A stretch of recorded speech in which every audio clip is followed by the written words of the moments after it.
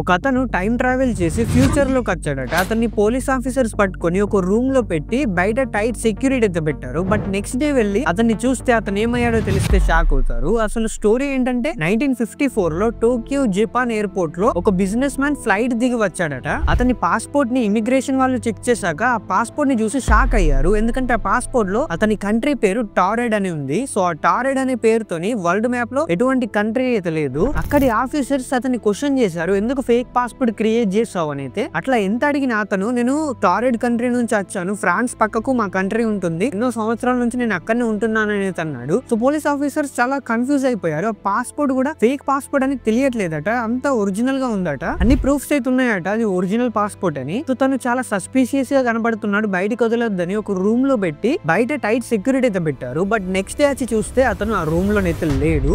అతను ఎటు వెళ్ళిపోయాడు, బయట టైట్ సెక్యూరిటీ ఉంది, సీసీ కెమెరాలో కూడా రికార్డ్ కాలేదు తను బయటికి వెళ్ళినట్టు. లోపల రూమ్ లోనే అతను మాయమైపోయాడు. ఇప్పటికి కూడా అతను ఏమైపోయాడో తెలియలేదు. చాలా థియరీస్ అయితే బయటకు వచ్చాయి. అతను మనలాగే ఉండే వేరే ప్యారలల్ యూనివర్స్ నుంచి మన యూనివర్స్ లోకి వచ్చాడు, మళ్ళీ వెళ్ళిపోయాడు అని అన్నారు.